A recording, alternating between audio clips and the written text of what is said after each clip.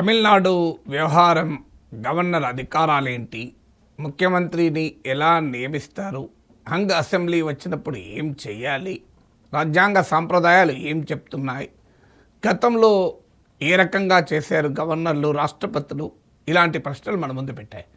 ఒక్కసారి 75 ఏళ్ల భారతదేశ చరిత్రను ఒక్కసారి చూద్దాం. రాజ్యాంగంలోని ఆర్టికల్ 164 ప్రకారం ముఖ్యమంత్రిని గవర్నర్ నియమిస్తారు. అంటే అర్థం గవర్నర్ తనకు నచ్చిన వ్యక్తి నియమించడం కాదు. సో శాసనసభలో మెజారిటీ పొందగలిగే వ్యక్తిని ముఖ్యమంత్రిగా నియమించాలి. సో సమస్య ఏంటంటే హంగ్ అసెంబ్లీ వచ్చినప్పుడు ఏంటి? హంగ్ అసెంబ్లీ అంటే ఏ పార్టీకి కానీ, ఏ ప్రీ పోల్ అలియన్స్ అంటే ఎన్నికలకు ముందు ఏర్పడిన కూటమికి కానీ మెజారిటీ లేనప్పుడు ఎవరిని ముఖ్యమంత్రిగా చేయాలి. సో గవర్నర్ బాధ్యత ఏంటి? ఎవరు సుస్థిరమైన ప్రభుత్వాన్ని ఏర్పాటు చేయగలుగుతారు, ఎవరు సభ విశ్వాసాన్ని పొందగలుగుతారు అనేది ఆధారంగా ముఖ్యమంత్రిని ఎంపిక చేస్తారు. తనకు డిస్క్రిషన్ ఉంది కదా అని తన బామర్దిని ముఖ్యమంత్రిగా పెట్టుకోరాదు. సో శాసనసభలో విశ్వాసం పొందడం, స్థిరమైన ప్రభుత్వాన్ని ఏర్పాటు చేయడం. సో ఆ విశ్వాసం పొందడం, శాసనసభలో విశ్వాసం పొందడం అంటే ఏంటి? మెజారిటీ శాసనసభ్యుల మద్దతు ఉండాలి. అయితే ఆ మెజారిటీ ఉందా లేదా తేల్చే ప్లేస్ ఏంటి? చాలా కాలం రాజ్భవన్లోనే గవర్నర్లు తేల్చారు. కానీ సుప్రీంకోర్టు ఎస్ఆర్ బొమ్మాయి కేసులో 1994లో ఇచ్చిన చారిత్రక తీర్పులో చెప్పింది ఫ్లోర్ టెస్ట్.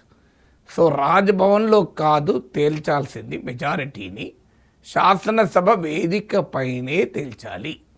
అందుకే సింగిల్ లార్జెస్ట్ పార్టీగా ఎమర్జ్ అయిన టీవీకే నాయకుడైన విజయ్ని ముఖ్యమంత్రిగా ప్రమాణ స్వీకారం చేయడం గవర్నర్ బాధ్యత. ఎందుకంటే ఎన్నికలకు ముందు ఏర్పడిన కూటమి ఏదీ లేదు. పోనీయండి ఎన్నికల తర్వాత ఏర్పడిన కూటమైనా ఉందా అంటే అది లేదు. ఇంకెవరైనా నేను ప్రభుత్వం ఏర్పాటు చేస్తానని అడిగారా? అది లేదు. మరి ఇంకా ఇబ్బంది ఏంటి? ఇప్పుడు ప్రధాన ప్రతిపక్షం డిఎంకే స్పష్టంగా చెప్పింది, మేము ప్రభుత్వం ఏర్పాటు చేయము, ప్రతిపక్షంలోనే కూర్చుంటాం, విజయ్నే ప్రమాణ స్వీకారం చేయించాలి గవర్నర్ అని డిఎంకే కూడా అడిగింది. ఇక మిగిలింది ఎవరు? ADMK, BJP, NDA. సో వాళ్ళు అడిగేదాకా గవర్నర్ ఆగుతాడా? మరి గతంలో ఏం జరిగిందో ఒక్కసారి చూద్దాం. 1952, యాజ్ ఎర్లీ యాజ్ 1952 స్వాతంత్రం వచ్చిన 5 ఏళ్ళకి. సో ఈ మద్రాస్ ప్రెసిడెన్సీకి జరిగిన ఎన్నికలు ఇదే తమిళగడ్డ పైన. అప్పుడు మద్రాస్ రాష్ట్రంలో ఆంధ్ర ప్రాంతం కూడా ఉండే. 1953లో ఆంధ్ర ప్రాంతం ప్రత్యేక రాష్ట్రమైంది. సో మద్రాస్ ప్రెసిడెన్సీలో మీకు క్లియర్గా ప్రెసిడెంట్ ఏముంది?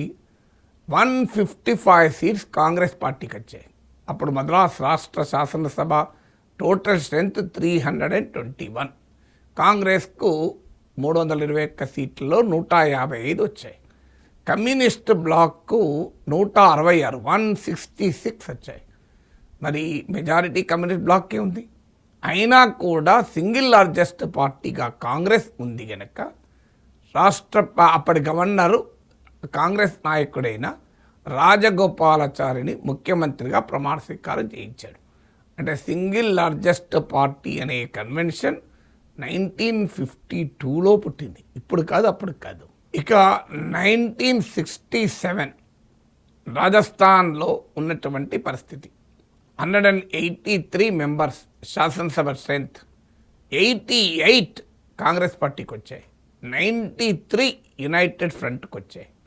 సో సహజంగా యునైటెడ్ ఫ్రంట్కు 183 మెంబర్స్ ఉన్న శాసనసభలో 93 వచ్చాయంటే స్పష్టమైన మెజారిటీ కూడా ఉంది కూటమికి. కానీ సింగిల్ లార్జెస్ట్ పార్టీ కాంగ్రెస్ అని చెప్పి రాజస్థాన్ గవర్నర్ 1967లో కాంగ్రెస్ పార్టీ నాయకున్నే ముఖ్యమంత్రిగా ప్రమాణ స్వీకారం చేయించారు. థర్డ్ ఎగ్జాంపుల్ 1989, అప్పుడు కూడా హంగ్ పార్లమెంట్ ఏర్పడింది. ఆర్ వెంకట్రామన్ దేశ రాష్ట్రపతి. R Venkataraman simple arithmetic test follow అయ్యాడు. సింగిల్ లార్జెస్ట్ పార్టీని ముందు ప్రభుత్వం ఏర్పాటు చేయమని పిలిచి ఆ తర్వాతనే వేరే వాళ్ళకి అవకాశం ఇచ్చాడు. అప్పుడు రాజీవ్ గాంధీ నాయకత్వంలో కాంగ్రెస్ 194 సీట్స్ ఉన్నాయి. అయినా కూడా మేము ప్రభుత్వం ఏర్పాటు చేయం, ప్రతిపక్షంలోనే కూర్చుంటాం అని రాజీవ్ గాంధీ నిర్ణయం తీసుకున్నారు. దానితో నేషనల్ ఫ్రంట్ నాయకుడైన విపి సింగ్ను ప్రధానమంత్రిగా అప్పటి రాష్ట్రపతి వెంకట్రామన్ ప్రమాణ స్వీకారం చేయించారు. 1996లో అటల్ బిహారీ వాజ్పేయి బీజేపీ నాయకుడు, ఎన్డీఏ నాయకుడిని, అప్పటి రాష్ట్రపతి శంకర్ దయాళ్ శర్మ ఇదే పద్ధతి అనుసరించి సింగిల్ లార్జెస్ట్ పార్టీగా బీజేపీ ఉంది కనుక వాజ్పేయిని ప్రైమ్ మినిస్టర్గా ప్రమాణ స్వీకారం చేయించి సమయం ఇచ్చాడు. 13 రోజుల తర్వాత వాజ్పేయి ప్రభుత్వం అధికారాన్ని కోల్పోయింది. ఎవరు మద్దతు ఏ ఒక్క పార్టీ కూడా మద్దతు అదనంగా సంపాదించలేకపోయారు. మెజారిటీని నిరూపించుకోలేక వాజ్పేయి ప్రభుత్వం పతనమైంది. అప్పుడు వాజ్పేయిని బీజేపీ నాయకుని ప్రమాణ స్వీకారం చేయించిన రాష్ట్రపతి శంకర్ దయాళ్ శర్మ. ఆయన కాంగ్రెస్ నాయకుడు, కాంగ్రెస్ నియమించిన కాంగ్రెస్ ప్రతిపాదించిన రాష్ట్రపతి. ఇప్పుడు చెప్పండి, చూడండి, పార్టీలు వేరైనా పార్లమెంటరీ కన్వెన్షన్స్కు ఏ రకంగా విలువ ఇచ్చారు, ఇప్పుడు బీజేపీ నియమిత గవర్నర్లు ఏ రకంగా వ్యవహరిస్తున్నారు. నెక్స్ట్ ఎగ్జాంపుల్ 2005 బీహార్ అసెంబ్లీ ఎన్నికలు హంగ్ అసెంబ్లీని క్రియేట్ చేశాయి. అప్పుడు రాష్ట్రీయ జనతాదళ్కు 75 సీట్స్ వచ్చాయి.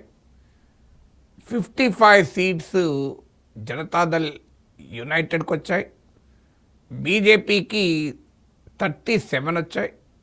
రామ్ విలాస్ పాస్వాన్ నాయకత్వం లోక్ జనశక్తి పార్టీకి 29 వచ్చాయి. 29 సభ్యులు ఉన్న ఎల్జేపీ ఎవరికి మద్దతు ఇవ్వనని ప్రకటించేసింది. అప్పుడు మీకు 122 మెజారిటీ కావాలి. సో ఎవరికి మెజారిటీ లేదు కనుక నేను ఎవరిని పిలువను అని అప్పుడు గవర్నర్ బూటా సింగ్ డిసైడ్ చేసి ఫిరాయింపుల కొరకు ప్రయత్నాలు జరుగుతున్నాయి, ఎమ్మెల్యేలను అట్టుంచిట్టు ఫిరాయిస్తే ప్రమాదం ఉంది అని రిపోర్ట్ల మీద రిపోర్ట్లు కేంద్ర ప్రభుత్వాన్ని పంపించారు. గవర్నర్ రిపోర్ట్ల ఆధారంగా కేంద్ర ప్రభుత్వం అప్పటి శాసనసభను రద్దు చేసింది. ఆ తర్వాత ఇది సుప్రీంకోర్టుకు వెళ్తే జనవరి 2006లో సుప్రీంకోర్టు తీర్పు చెబుతూ గవర్నర్ చర్యను రాజ్యాంగ విరుద్ధమని ప్రకటించింది, శాసనసభ రద్దును రాజ్యాంగ విరుద్ధమని ప్రకటించింది. ఈ జడ్జిమెంట్ తర్వాత బూటా సింగ్ కొద్ది రోజులకు గవర్నర్గా రాజీనామా కూడా చేయాల్సి వచ్చింది.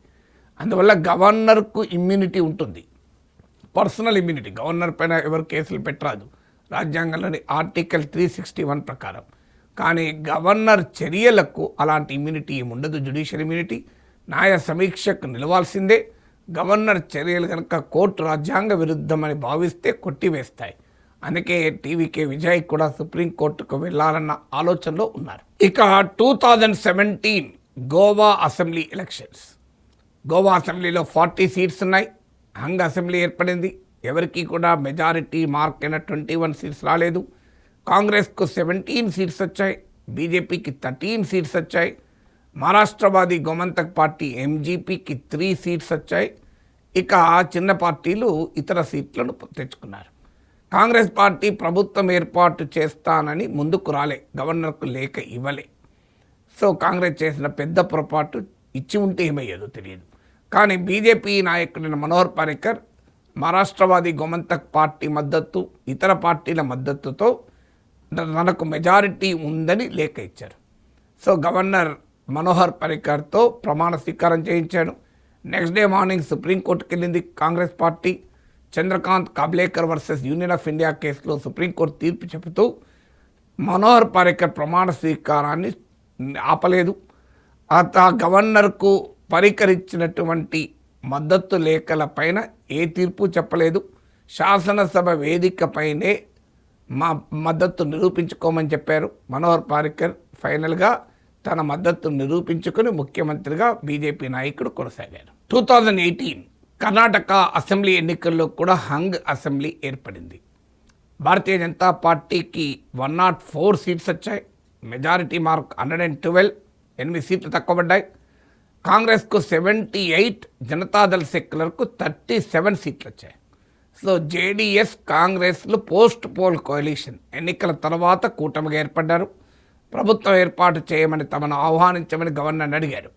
కానీ గవర్నర్ పోస్ట్ పోల్ కోalitionను పక్కకు పెట్టి సింగిల్ లార్జెస్ట్ పార్టీ అనే రూల్ను ఇంప్లిమెంట్ చేస్తూ బీజేపీ నాయకుడైన యడ్యూరప్పను ప్రమాణ స్వీకారానికి ఆహ్వానించాడు. ఎందుకంటే 2018 అది బీజేపీ గవర్నర్ కనుక ఇక్కడ సింగిల్ లార్జెస్ట్ పార్టీని ఆహ్వానించాడు. అదే గోవాలో సింగిల్ లార్జెస్ట్ పార్టీ కాంగ్రెస్ 2017లో, కానీ అక్కడ కూడా బీజేపీ గవర్నరే కదా, అందువల్ల సింగిల్ లార్జెస్ట్ పార్టీ రూల్ అక్కడ అప్లై చేయలే గోవాలో.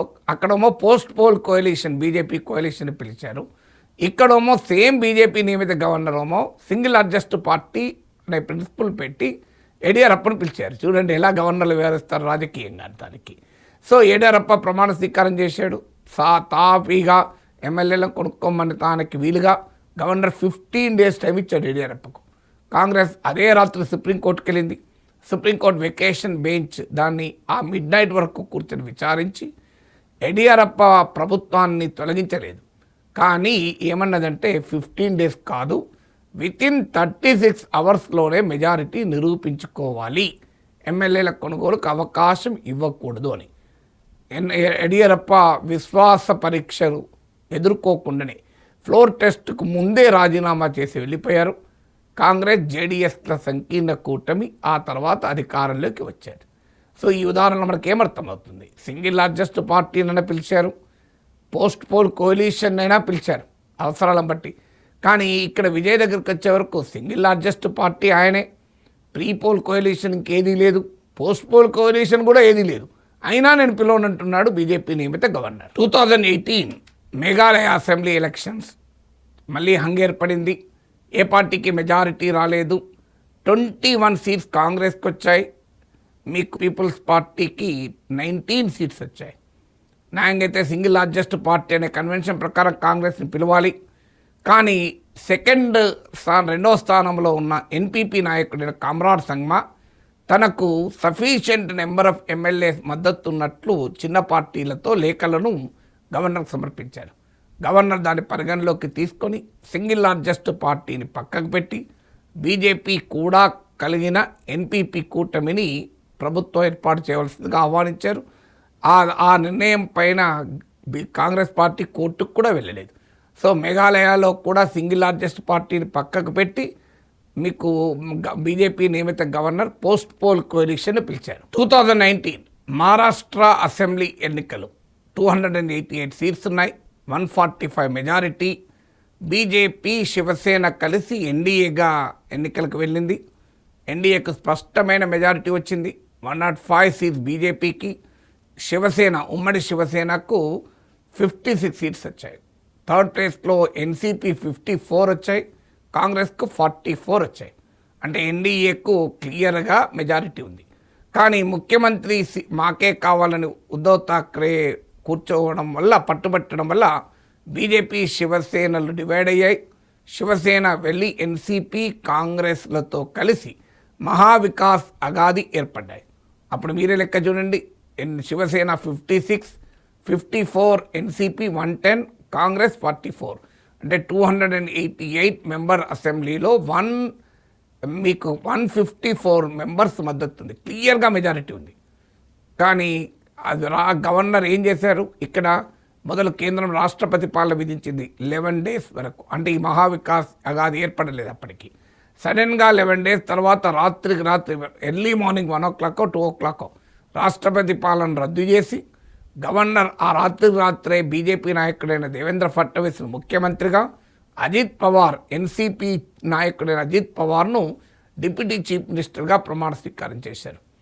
సో వాస్తవంగా ఎన్సీపీ మద్దతు ఉంది బీజేపీకి అని ఫడ్నవీస్ లేఖ ఇస్తే గవర్నర్ ఒక్క సెకండ్ కూడా ఆలోచించకుండా దాన్ని ఆమోదించాడు. విచిత్రం ఏంటంటే అజిత్ పవార్ లేఖను ఎన్సీపీకి చెందిన చాలామంది ఎమ్మెల్యేలు అంగీకరించలే. ఇది మేము ఒప్పుకోవడం లేదు, మేము ఇస్తలేమన్నారు. అయినా కూడా గవర్నర్ నమ్మి బీజేపీ నాయకుడిని, బీజేపీ నియమిత గవర్నర్, బీజేపీ మాజీ నాయకుడు గనక బీజేపీ నియమిత గవర్నర్ బీజేపీ ముఖ్యమంత్రిని ప్రమాణ స్వీకారం చేయించారు. దాంతో ఇష్యూ కోర్టుకెళ్ళింది. Shiv Sena versus union of India కేసులో సుప్రీంకోర్టు తీర్పు చెప్తూ 24 hours మెజారిటీ నిరూపించుకోవాలి అన్నారు.